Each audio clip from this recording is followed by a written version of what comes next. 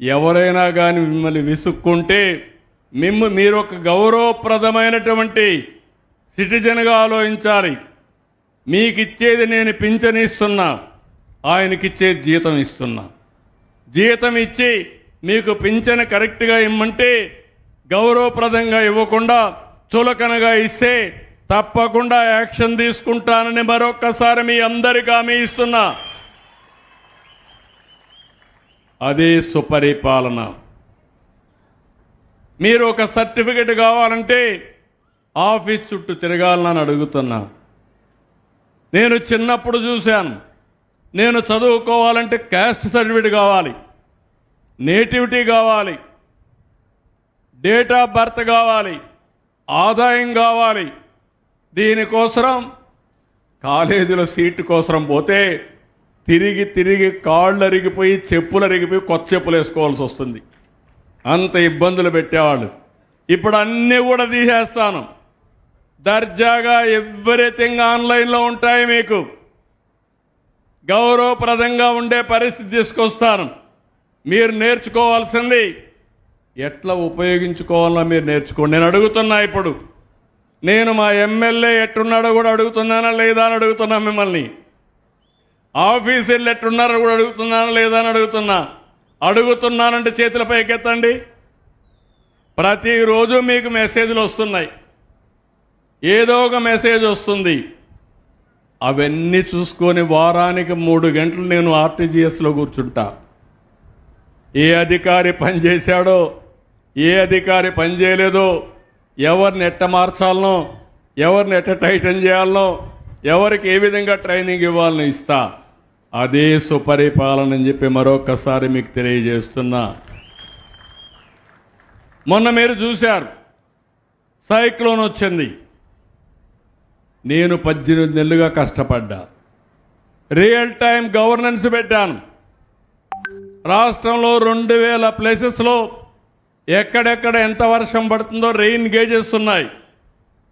అందులో ఎంత పడుతుందో వస్తుంది, ఎంత పడబోతుందో టెక్నాలజీ ద్వారా ప్రిడిక్షన్ వస్తుంది.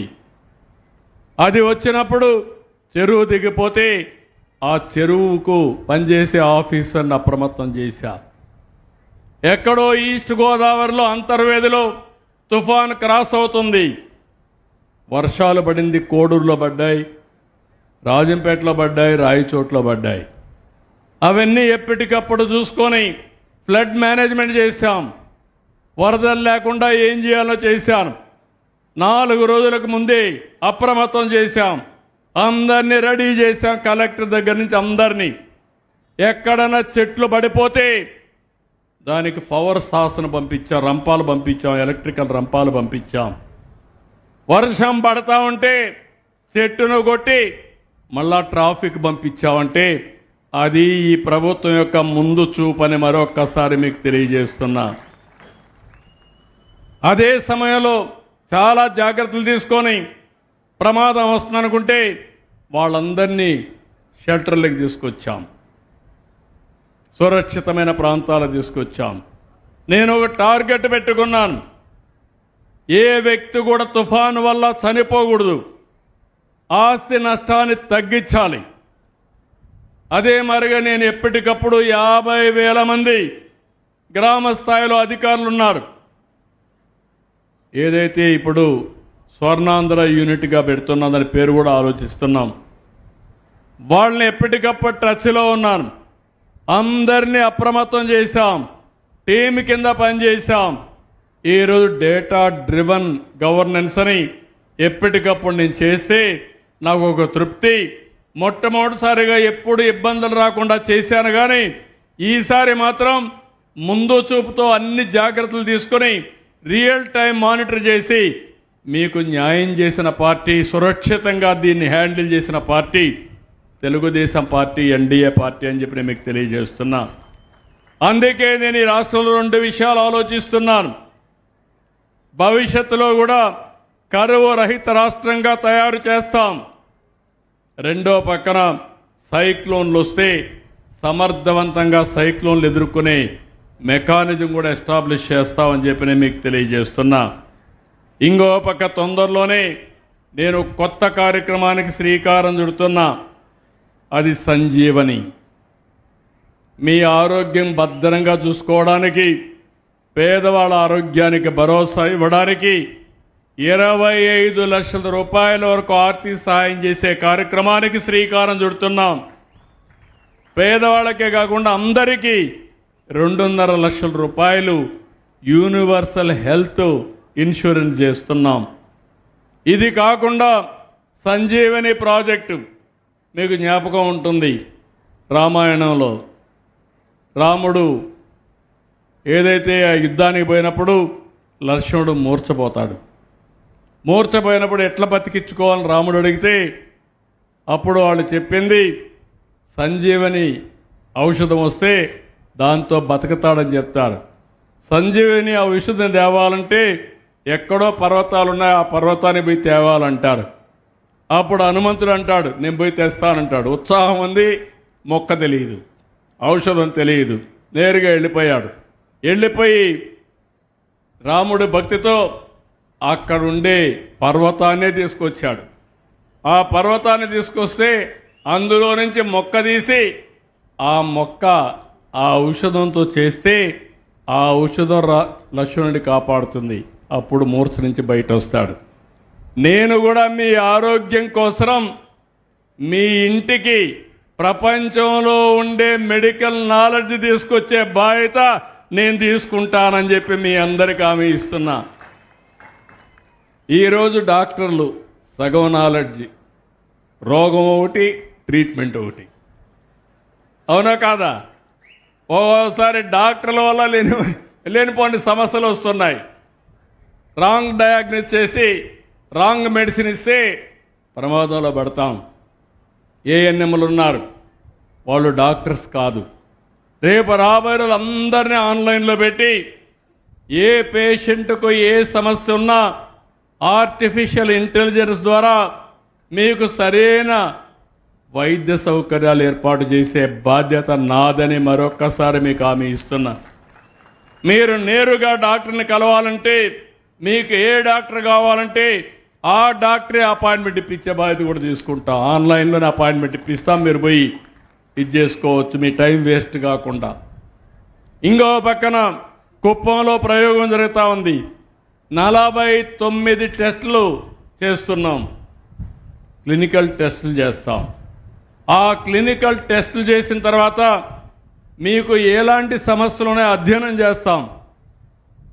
దాని నుంచి బయటపడాలంటే ఎలాంటి మందులు వాడాలి, ఎలాంటి ఫుడ్ తీసుకోవాలన్న ముందుగానే మీకు ఐడియా ఇస్తాం. ఆరోగ్యం బాగుంటే మీరు కొంచెం లిబరల్గా ఉండొచ్చు. ఆరోగ్యం బాగాలేని వాళ్ళకి మాత్రం బీపీ ఎక్కువ ఉంటే కంట్రోల్ చేయడానికి, షుగర్ ఎక్కువైతే షుగర్ని ఎట్ట కంట్రోల్ చేయాలనో అన్ని సదుపాయాల్ని గైడెన్స్ ఎప్పటికప్పుడు ఇస్తాం. దాన్ని బట్టి మళ్ళీ అవసరమైతే గవర్నమెంట్ డబ్బులు ఖర్చు పెట్టి ఎవరికైతే ఇలాంటి డిసీజులు ఉంటాయో వాళ్ళకు 3 నెలలకు ఒకసారి క్లినికల్ టెస్టులు చేసి 3 నెలలు ఏం తినాలో మళ్ళా కూడా చెప్తా ఉంటాం. అయితే నా బాధ్యత నాలెడ్జ్ని మీ దగ్గర తీసుకొస్తాను, కానీ మీలో అవేర్నెస్ రావడం, మార్పు రావడం మీ చేతుల్లో ఉంటుంది. మీరు సహకరిస్తే మీకు ఇబ్బందులు లేకుండా చేసే బాధ్యత నాదని మరొక్కసారి మీ అందరికీ తెలియజేస్తున్నా. ఒక నమ్మకంతో మీరు ముందుకు రాగలిగితే ఇవన్నీ సాధ్యం. అందుకే ఈరోజు మీరు చూస్తే సంక్షేమం, అభివృద్ధి, సుపరిపాలన ఈ 3 చేసిన తర్వాత నేను చూస్తున్నా మళ్ళీ మీ నాడి ఎప్పటికప్పుడు అంచనా వేస్తున్నా. ఇంకా పాత వాసనలు ఉన్నాయా? ఈరోజు మీ నియోజకవర్గం ఉంది, దగ్గర 25 ఏళ్ళుగా గెలవలేదనుకుంటా, 4 సార్లు గెలవలేదు. ఇంకా మీకు ఆ వాసన ఉంటుంది. రెండోది, మీలో కూడా కులం ఒకటి ఈ రాష్ట్రానికి, ఈ దేశానికి, ప్రపంచానికి పెద్ద సమస్య. సమర్థత కాదు, కులం, మతం, ప్రాంతం. మా ప్రాంతం వాడు ఏం చేయకపోయినా పర్వాలేదు, నాశనం చేసినా పర్వాలేదు, మా కులం వాడు ఏదో ఏం పెట్టేది సచ్చేది లేదు, కానీ ఆ కులం. ఇంకో పక్క మతం, మేము ఓటేయకూడదు. దీనివల్ల ఏంటి, ఎవరికి నష్టం? అందుకే నేను మిమ్మల్ని అందరినీ కోరుతున్నా, ఈరోజు మనం ఆలోచించాల్సింది మన జీవితాలు ఏ విధంగా బాగుపడతాయి. ఈరోజు మీరు చూస్తున్నారు, గుజరాత్ ఉంది, 25 ఏళ్ళు ఒకే పార్టీ ఉంది. అందుకే ఆ రాష్ట్రం బ్రహ్మాండంగా అభివృద్ధి అవుతా ఉంది. నా పని ఎట్లుందంటే వైకుంఠపాళి వారిగా రాష్ట్రాన్ని పైకి తీసుకురావడం, మీరు మళ్ళీ దాన్ని రివర్స్ చేయడం, మళ్ళా కిందికి పోవడం, మళ్ళా అక్కడి నుంచి నేను పైకి తీసుకురావడం. నా జీవితం 45 ఏళ్ళు ఇదే మరి సరిపోయింది.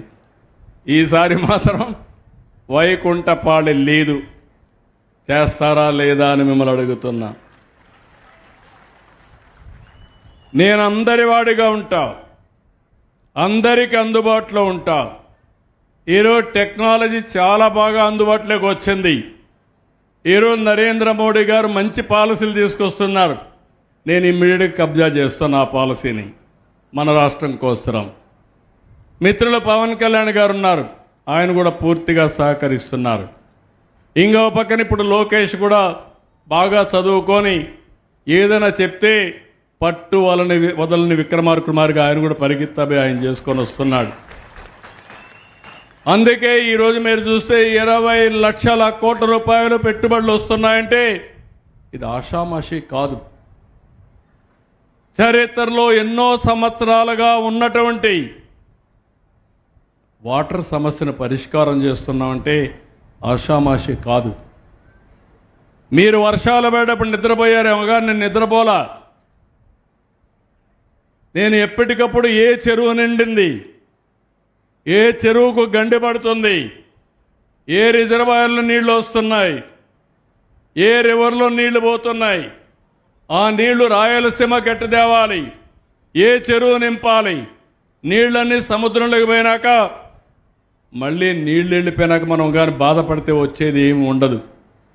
దీపం ఉండంగానే ఇల్లు సక్కదిద్దుకోవాలన్నట్టు నేను కూడా ఎక్కడికక్కడ సరైన సమయంలో సరైన నిర్ణయం తీసుకొని ముందుకు పోవడం కోసం ప్రయత్నం చేశాం. కాబట్టి ఈరోజు పంటలు పండిన తర్వాత, ఖరీఫ్ అయిన తర్వాత 90% రిజర్వాయర్లో నీళ్లు ఉన్నాయంటే రాబోయే మళ్ళీ పంటల సమయానికి 70-80% నీళ్లు రిజర్వాయర్లో ఉంటాయి.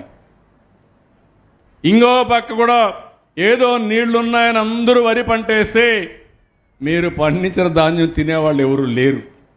దానికి కారణం ఈ మధ్య అందరికీ డయాబెటీస్ వచ్చింది, షుగర్ రోగం వచ్చింది.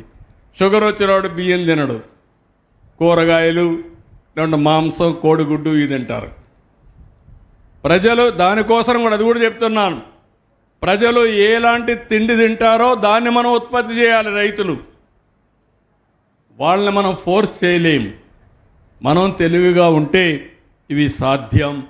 అందుకే నేను మిమ్మల్ని అందరినీ కోరుతున్నా, ఈరోజు 17 నెలలుగా కష్టపడ్డాం.